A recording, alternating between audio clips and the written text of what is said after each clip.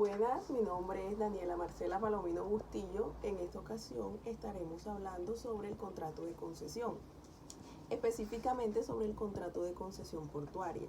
Tocaremos ciertos puntos en específico como lo son la definición del contrato de concesión, sus características, qué se entiende por contrato de concesión portuaria, la regulación, los trámites o etapas del mismo, plazo o término de ejecución y por último la modificación del contrato de concesión portuaria.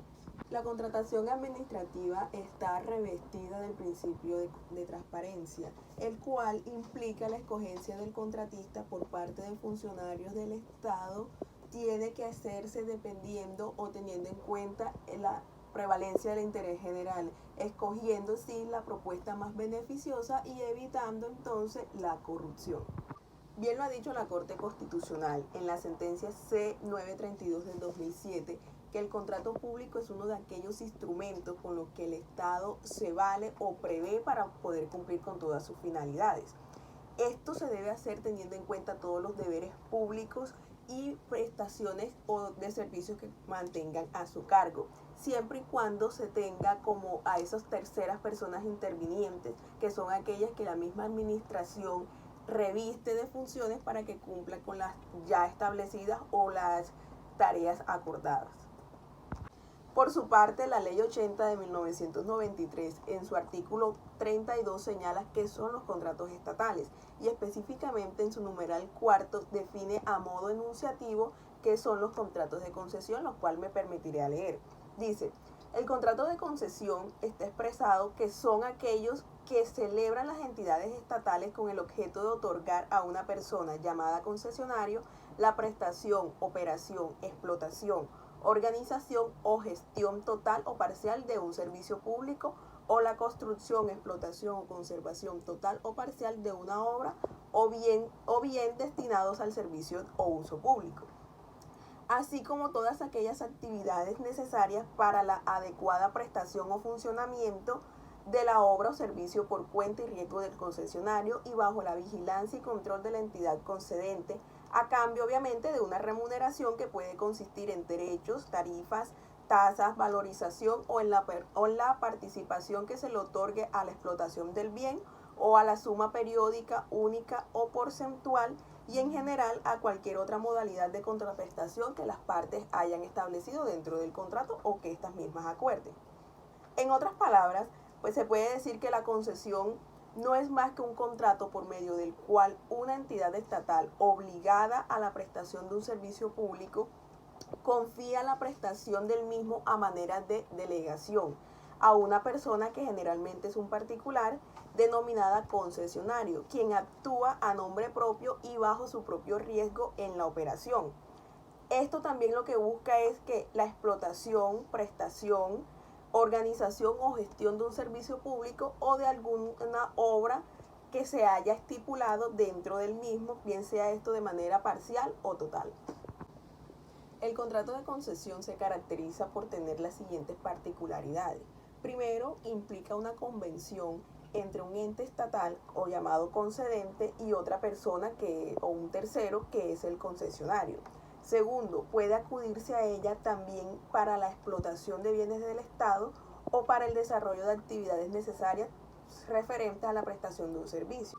Tercero, la entidad pública mantiene durante la ejecución del contrato lo que es la inspección, vigilancia y control de la labor que se esté ejecutando por parte del concesionario.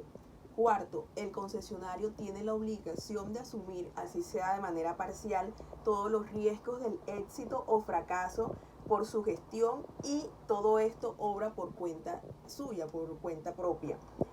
Quinto, el particular recibe una contraprestación que consistirá, entre otras modalidades, en derechos, tarifas, tasas, valorizaciones o participación en la explotación del bien.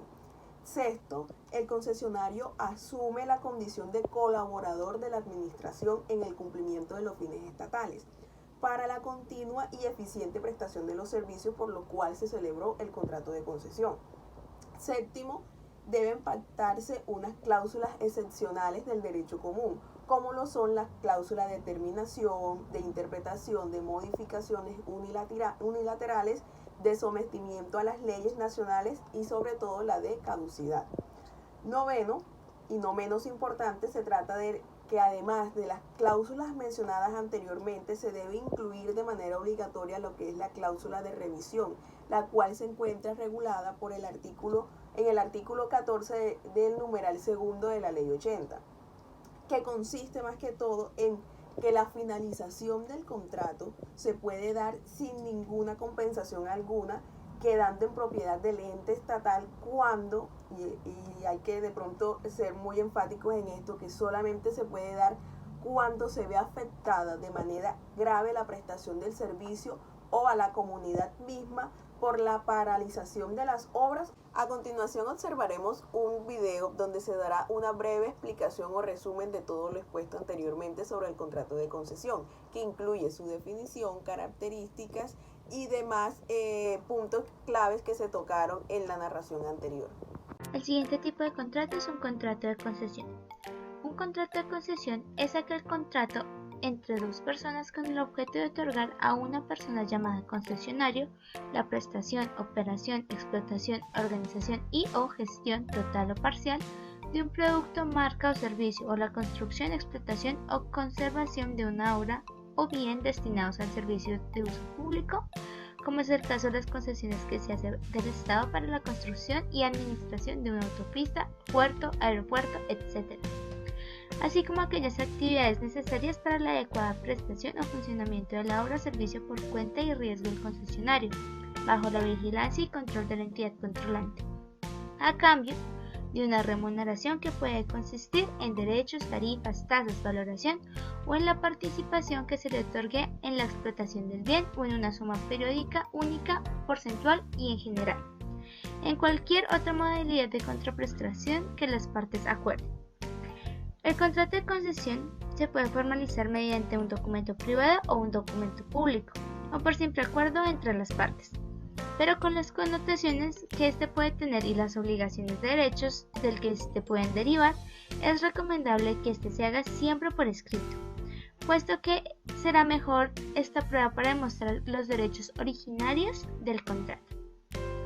Los sujetos del contrato de concesión son el concedente, que es la persona, entidad o empresa dueña propietaria del producto, servicio, marca, patente, etc., y el concesionario, que es la persona, entidad o empresa que explota por su cuenta el producto, servicio, marca, patente, etc. Las características del contrato de concesión son: primero, consensual. Como todo contrato, el contrato de concesión es el resultado de un acuerdo de voluntad del concluye en el perfeccionamiento con el sistema del consentimiento entre las partes. 2. Bilateral. Necesariamente se requiere de la existencia de dos partes para la celebración y la existencia del contrato. 3. De trato sucesivo. Resulta el compromiso en el tiempo de duración del contrato a cumplir con las obligaciones de esto, lo que implica necesariamente una ejecución sucesiva de los actos propios del contrato conducentes a la realización del plan de este. Y 4. Oneroso. El contrato de concesión significa una remuneración para el concedente que puede consistir en derechos, tarifas, tasas, valoración o en la participación que se le otorga en la explotación del bien o en la suma periódica, una única o porcentual y general, en cualquier otra modalidad de contraprestación que las partes acuerden. 5. Atípico. La legislación colombiana no regula este tipo de contrato, ni en el Código de Comercio ni en el Código Civil. Lo mencionan expresamente porque estos contratos se rigen por el principio de libertad contractual, pudiendo las partes pactar su forma, efectos y extensión del contrato siempre dentro del marco general de la ley. Y sexto, es revertible. A la finalización o extinción del contrato de concesión, el concesionario debe devolver los bienes en forma gratuita y sin compensación, que se le hubiesen entregado para la ejecución o explotación del objeto del contrato, puesto que es de la naturaleza y esencia del contrato de concesión la reversión, restitución de los bienes destinados a la explotación de la cosa concedida. Obligaciones de las partes. Las obligaciones del concedente consisten en: 1. Autorizar al concesionario para el uso o explotación de la cosa concedida. Esta autorización es la que permite al concesionario actuar por cuenta propia y debe constar por escrito en el contrato, pues es el constituyente como única prueba para demostrar su derecho a explotar cosa concedida. El segundo es realizar lo pactado, lo cual puede consistir en hacer o no hacer, como por ejemplo el no colocar, no hacer, otro almacén de la misma región o ciudad en donde el concesionario colocará el suyo, o en el de mantener, hacer, la calidad de la cosa que el concesionario explota. El tercero es entregarle en la forma, plazos y condiciones al concesionario los bienes y mercancías según lo pactado en el contrato. El cuarto es suministrar al concesionario la información pertinente, la capacitación, la asistencia técnica sobre el producto, servicios o marca concedida.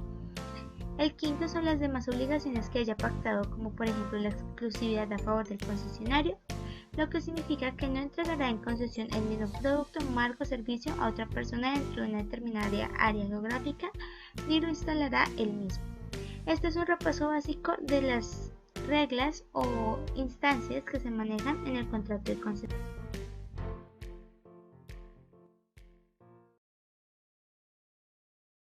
Created using Powtoon.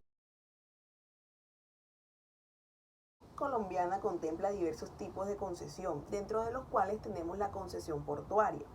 Esto no es más que un contrato administrativo en virtud del cual la nación, por intermedio de la Superintendencia General de Puertos, permite que una sociedad portuaria ocupe y utilice en forma temporal y exclusiva las playas, los terrenos de bajamar y las zonas accesorias a aquellas o a estas para la construcción, operación de algún puerto, o a cambio bien sea de una contraprestación económica a favor de la nación y de los municipios o distritos donde operen dichos puertos. En vigencia del Decreto Ley 2349 de 1971, se tiene que las concesiones portuarias eran tramitadas bajo un procedimiento meramente administrativo, que concluía con la expedición de un acto administrativo mediante el cual se concedía la concesión o se otorgaba el correspondiente permiso o licencia para el uso y goce de las playas y los terrenos de bajamar. Sin embargo, el 30 de enero de 1991, con la expedición de la Ley Primera, por la cual se expide el Estatuto de Puertos Marítimos y se dictan otras disposiciones, cambia el rol de la concesión, ya que se toma o la concesión portuaria se convierte en un asunto cuya naturaleza es meramente contractual. Entonces sí, al ser meramente contractual, ya se toma o se empieza a regir por las normas aplicables al Estatuto General de la Contratación Pública, que es la Ley 80 de 1993. En especial, todas aquellas normas atinentes a la tipología contractual. De lo anterior se puede concluir que con fundamento a la legislación vigente, el concepto de concesión portuaria no es más que un contrato administrativo regido por la Ley Primera de 1991 y el Estatuto General de la Contratación, es decir, la Ley 80 de 1993. Pero, ¿qué establece la Ley Primera de 1991 respecto a las concesiones portuarias? Bueno, toda la ley Primera habla o desglosa todo lo relacionado con las concesiones portuarias. En esta ocasión vamos a tocar solamente algunos artículos. Por lo menos el artículo 5 trae consigo una definición sobre qué es la actividad portuaria, entendiéndose esta como la construcción, operación y administración de puertos, terminales portuarios, los rellenos, dragados y obras de ingeniería oceánica y en general todas aquellas que se efectúen en los puertos y terminales portuarios, en los embarcaderos, en las construcciones que existan sobre las playas y zonas de bajamar y en las orillas de los ríos donde existan las instalaciones portuarias. Respecto al monto de la contraprestación, el artículo 7 de esta misma ley establece que periódicamente el Gobierno Nacional definirá por vía general en los planes de la expansión portuaria la metodología para calcular el valor de las contraprestaciones que se deben dar a quienes se beneficien de las concesiones portuarias, teniendo presente que estas contraprestaciones se otorgarán a la nación y a los municipios o distritos en donde se estén ejecutando las labores portuarias, en una proporción de un 80% para la primera y un 20% para la segunda. Respecto a lo que es el plazo y la reversión, el artículo 8 establece lo siguiente. El plazo de las concesiones será de 20 años por regla general. Las concesiones serán prorrogables por un periodo hasta de 20 años más y sucesivamente. Pero de manera excepcional se podrá hacer esta prórroga de mucho más tiempo, a juicio del gobierno, obviamente, si fuese necesario solamente para que las condiciones razonables de operación sean ejecutadas de la forma establecida.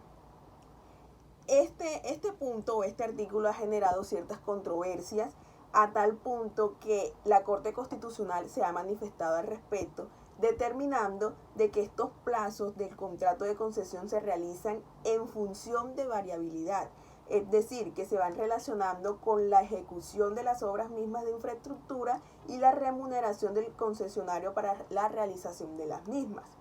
Es por ello que, habida cuenta que la concesión, digamos que entraña la construcción o puesta en funcionamiento de obras y sistemas que deben ser descubiertos dentro de cierto ingreso de tiempo, generando una operación de servicio e ingreso que deberá generar una rentabilidad. Por lo tanto, en el marco, o esto debe estar establecido dentro del marco de economía del contrato. Por ende, la fijación del plazo atiende tanto la necesidad del Estado de atender de manera adecuada y completa la prestación de los servicios, como también el desarrollo constitucional, teniendo en cuenta el artículo 365 y 366 de la Constitución. Esto también se debe ajustar a la retribución del agente privado que contribuye con la prestación de los servicios del concesionario. En el caso de los puertos, el hecho de que el legislador hubiese tomado la decisión de fijar el término de la concesión por 20 años iniciales y con opción de una prórroga, no implica que puede ser una decisión inconstitucional, toda vez que se reitera que el legislador tiene un amplio margen para fijarlo, atendiendo la realidad económica del sector a explotar y el justo precio de la operación en servicio. El tope de este término inicial no aparece o no parece ser desproporcionado, pues guarda una correspondiente similitud con la magnitud de lo que suele suceder en las inversiones a desarrollar, que puede ser en cuanto a la ejecución del contrato de concesión, si se aprecia una desviación razonable para que se tenga que prorrogar el tiempo establecido dentro de la misma concesión. Tenemos en el artículo 9 la petición de concesión, es decir, cómo se debe realizar este procedimiento para que le sea otorgada a una tercera persona una concesión. Dice que las personas que deseen que se le otorgue una concesión portuaria harán una petición respectiva ante la Superintendencia General de Puertos, la cual debe contener los siguientes requisitos. Primero, acreditar la existencia y representación legal del peticionario si se trata de una persona jurídica. Segundo, precisar la ubicación, linderos y extensiones del terreno que se pretende ocupar con las construcciones y las zonas adyacentes de servicio. Tercero, describir en forma general el proyecto, señalando aquí todas las especificaciones técnicas, tanto principales, modalidades de operación y los volúmenes y clase de carga que se pretenden ejecutar o que se destinarán. Siguiente, informar si se presentarán o no servicios al público general, como igual que presentar los estudios preliminares sobre el impacto ambiental del puerto que se desea construir y comprometerse a realizar todos los estudios pertinentes de una forma detallada con el fin de que se pueda aprobar la concesión. Y por último, la suscripción de un contrato estatal de concesión a la empresa a la cual se le fue otorgada la concesión. Por su parte, el decreto 4735 del 2007 señala que el procedimiento para la modificación de los contratos de concesión portuaria serán los siguientes. Primero, quien solicite la modificación del contrato de concesión deberá publicar en un diario de circulación nacional un aviso donde se indique el objeto y alcance de la modificación. Dentro de los 2 meses siguientes a la publicación de esta, cualquier persona que tenga un interés legítimo podrá oponerse a dicha solicitud. Transcurridos estos 2 meses del vencimiento de la fecha para formular las oposiciones, entonces la entidad convocará a una audiencia pública a quienes por ley deban citarse para divulgar los términos y condiciones de la modificación. Por último, la entidad competente aprobará o negará la modificación previa decisión del consejo directivo o de su órgano equivalente. A modo de cierre de esta exposición quisiera dejar un interrogante y es, ¿será que en Colombia, muy a pesar de encontrarse regulado el contrato de concesión, dentro de todos sus tipos o toda la regulación que este tiene, se ha olvidado cuál es el deber fundamental de esto, cuál es la primacía de este? ¿Por qué hago el interrogante?